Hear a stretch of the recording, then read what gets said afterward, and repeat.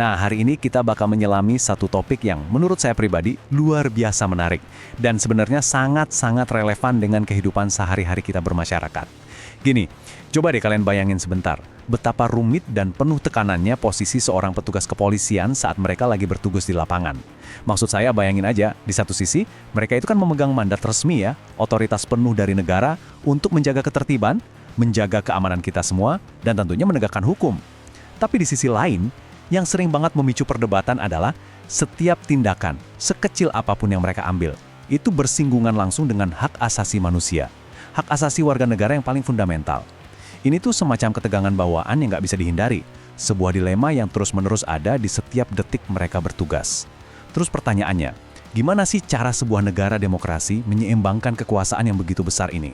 Hari ini, kita bakal membedah tuntas dokumen-dokumen resminya, melihat literatur hukumnya, dan membongkar peraturan Kapolri untuk melihat aturan main yang sebenarnya sangat ketat tentang bagaimana dan kapan tepatnya polisi di Indonesia itu diizinkan menggunakan kekuatan, mulai dari yang paling ringan sampai pada penggunaan senjata api. Untuk memandu kita, ini dia agenda yang akan kita bahas.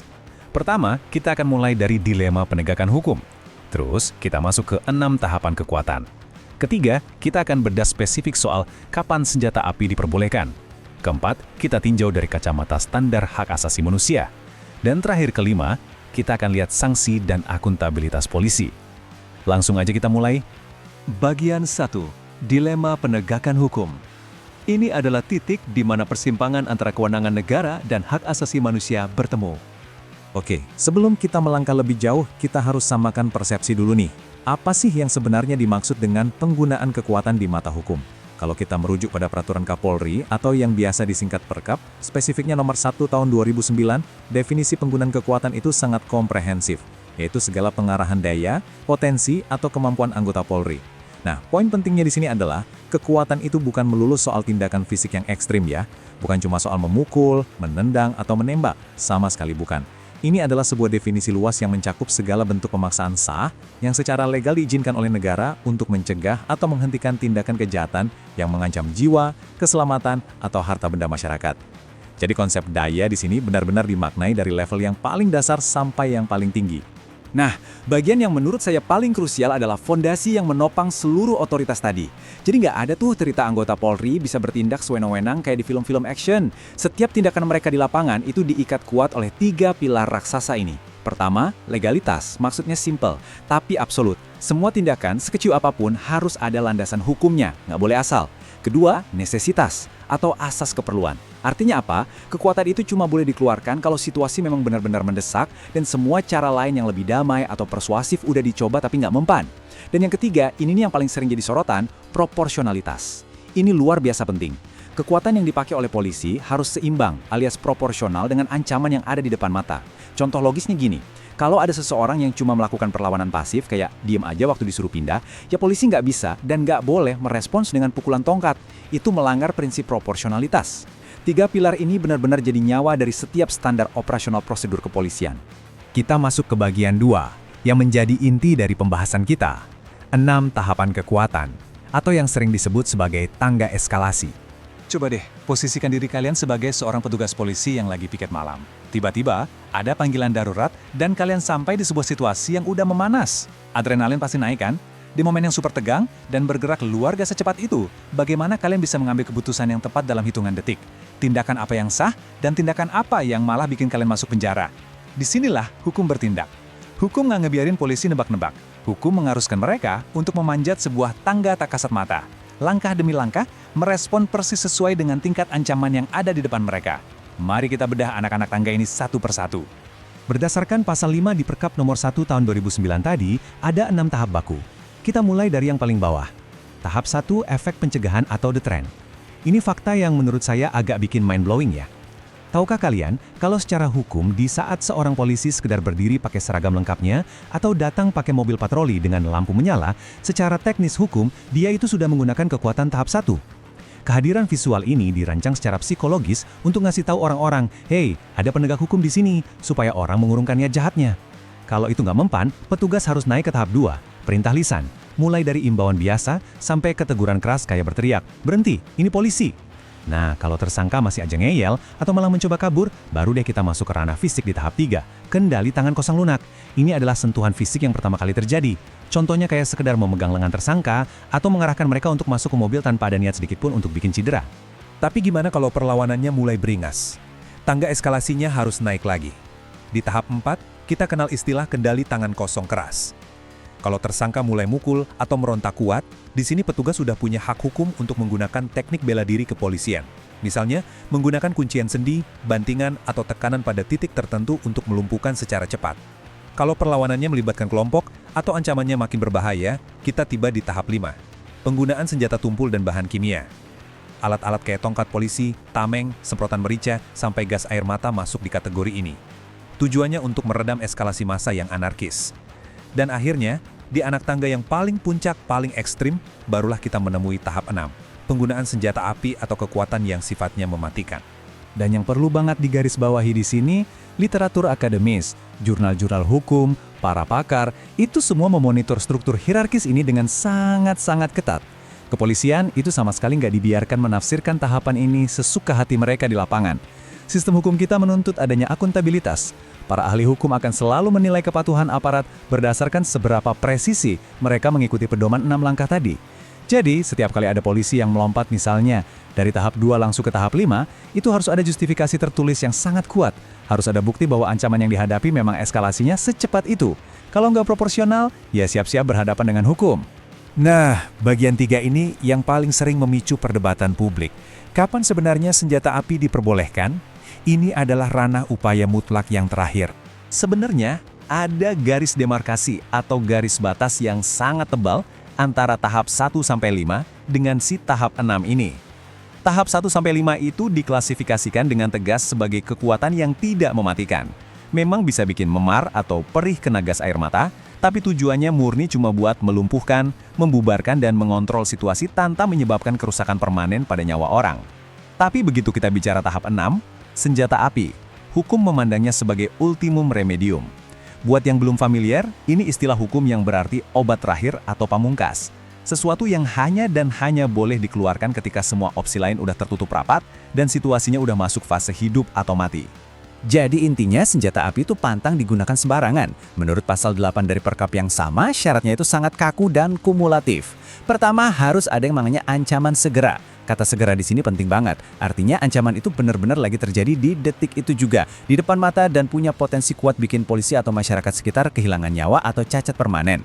Kedua, bisa juga dipakai buat mencegah kaburnya seorang tersangka kejahatan berat. Tapi tunggu dulu, ada tapinya. Tersangka yang kabur ini haruslah sosok yang merupakan ancaman langsung. Kalau cuma maling ayam kabur, ya nggak boleh ditembak.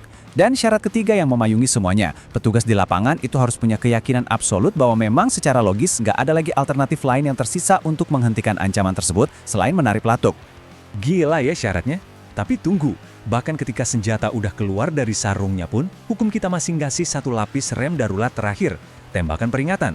Sebelum peluru diarahkan ke badan manusia, petugas wajib banget menyebutkan identitas, polisi, terus teriak ngasih perintah tegas, menyerah, baru kemudian melepaskan tembakan peringatan ke udara atau ke tanah. Kenapa ke udara atau tanah? Tentu saja dengan perhitungan hati-hati, supaya peluru nyasarnya nggak kena orang lewat. Tujuannya untuk ngedrop mental si pelaku seketika. Nah, ada satu pengecualian penting. Protokol peringatan ini cuma boleh dilewati atau di-skip kalau penundaan dalam sekian detik itu dipastikan akan berakibat fatal, seperti nyawa petugas yang melayang. Kalau nggak ada ancaman seketika itu, tembakan peringatan hukumnya wajib. Ini juga penting diluruskan. Sering banget kan, apalagi menjelang musim-musim tertentu, kita dengar jargon tembak di tempat di berita atau media sosial. Seolah-olah polisi dikasih izin buat jadi koboi jalanan. Padahal literatur hukum kita membuktikan bahwa diskresi ini bukanlah cek kosong. Kebijakan ini dibatasi secara berlapis-lapis. Makanya pernyataan-pernyataan publik seperti ini sering banget dianalisis dan dikritik keras oleh para ahli hukum karena rawan melanggar asas proporsionalitas. Dan asalkan kalian tahu aja, kalaupun tembakan ke arah pelaku itu udah nggak bisa dihindari, secara doktrin kepolisian, arah tembakan itu wajib diusahakan ke bagian tubuh yang tidak mematikan, kayak kaki. Tujuannya murni melumpuhkan, bukan untuk mengeksekusi di tempat. Penegak hukum bukan algojo pengadilan. Berlanjut ke bagian 4, standar hak asasi manusia, spesifiknya kita akan melihat Peraturan Kapolri Nomor 8 Tahun 2009 tentang implementasi HAM. Coba kalian perhatikan baik-baik kalimat di layar ini. Ini adalah kutipan langsung dari dokumen Perkap nomor 8 tersebut. Tidak ada pengecualian atau alasan apapun yang dibolehkan untuk menggunakan kekerasan yang tidak berdasarkan hukum. Kalimat ini menurut saya punya bobot yang luar biasa berat. Kenapa? Karena ini adalah jaminan dari institusi itu sendiri bahwa bahkan di tengah situasi darurat, saat kondisi lagi chaos, krisis, atau bahkan kerusuhan massal yang menegangkan, prinsip legalitas itu nggak bisa ditawar atau ditanggalkan sedikit pun. Negara berjanji melalui aturan ini bahwa aparatnya akan terus menghormati martabat manusia seburuk apapun kondisinya di lapangan. Nggak ada alasan, kondisi lagi darurat, jadi boleh asal sikat, nggak bisa gitu. Penerapan HAM ini bakal kelihatan banget bentuk konkretnya kalau kita bicara soal demonstrasi atau kerusuhan. Ini diatur lebih spesifik lagi di Prosedur Tetap atau Protap nomor 1 tahun 2010. Jadi kalau ada aksi massa, aparat itu wajib mutlak memulai segalanya dari pendekatan yang paling lunak dan persuasif. Ada tim negosiator dulu yang maju. Mereka secara eksplisit, hitam di atas putih, dilarang keras, bersikap arogan, gampang terpancing emosi, apalagi sampai menimbulkan kerusakan yang nggak perlu. Dan soal alat-alat kayak gas air mata atau peluru karet, itu sama sekali bukan alat untuk memubarkan orang yang lagi protes damai ya. Dalam kacamata aturan hukum ini, alat-alat tersebut adalah opsi tahap akhir. Mereka ada di kategori tahap 5 dan tahap 6 yang hanya boleh diturunkan saat eskalasi massa benar-benar udah berubah anarkis, merusak, dan mengancam nyawa publik atau petugas. Akhirnya, kita sampai di bagian kelima, sanksi dan akuntabilitas. Sisi koin berikutnya tentang apa yang sebenarnya terjadi tepat setelah sebuah peluru terpaksa ditembakkan.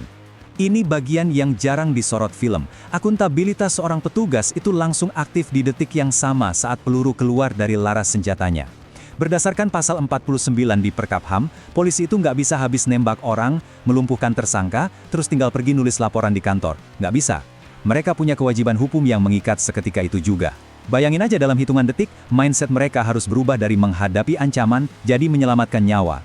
Mereka wajib memberikan pertolongan medis pertama kepada siapapun yang terluka di lokasi tersebut. Dan ya, siapapun ini termasuk si tersangka kejahatan yang baru aja mereka tembak. Setelah situasi terkendali, barulah mereka wajib membuat laporan pertanggungjawaban detail dan resmi ke atasan. Dan, ini yang gak kalah penting, mereka wajib menginformasikan kejadian ini kepada keluarga kerabat si korban atau pelaku. Terus, apa jadinya kalau prosedur yang panjang dan rumit tadi dilanggar? Katakanlah ada oknum petugas yang malas mikir, ngelewatin tahap persuasif, dan langsung main pukul atau tembak tanpa ada alasan darurat. Disinilah jurnal-jurnal hukum dan literatur akademis kita banyak membahas. Institusi punya mekanisme yang keras untuk ini. Pelanggaran terhadap SOP dan pengabaian prinsip proporsionalitas akan langsung berhadapan dengan proses investigasi mendalam, baik oleh internal kepolisian seperti Propam maupun pengawasan dari eksternal. Konsekuensinya sama sekali nggak main-main. Kalau terbukti melampaui batas wewenang, ada 3 lapis sanksi yang membayangi oknum tersebut. Lapis pertama itu sanksi disiplin, bentuknya bisa dari teguran tertulis, ditunda kenaikan pangkatnya, penempatan khusus atau dipenjara di sel internal, sampai demosi alias diturunkan jabatannya. Lapis kedua, kalau pelanggarannya dianggap berat apalagi sampai mencoreng HAM, oknum ini bakal diseret ke sidang Komisi Kode Etik Polri. Ujung dari sidang ini adalah pemecatan atau pemberhentian tidak dengan hormat, PTDH. Dan lapis ketiga, yang membuktikan bahwa polisi itu tidak kebal hukum, kalau memang terbukti ada tindak pidana seperti penganiayaan berat apalagi pembunuhan tanpa dasar hukum yang jelas, mereka akan dijebloskan ke peradilan pidana umum, sidang di pengadilan negeri, dijatuhi hukuman penjara layaknya warga sipil biasa.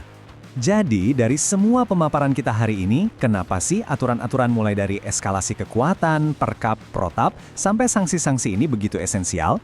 Karena pada akhirnya, akuntabilitas itu bukanlah sekedar proses administratif di atas kertas, ini adalah fondasi dari rasa percaya publik terhadap hukum.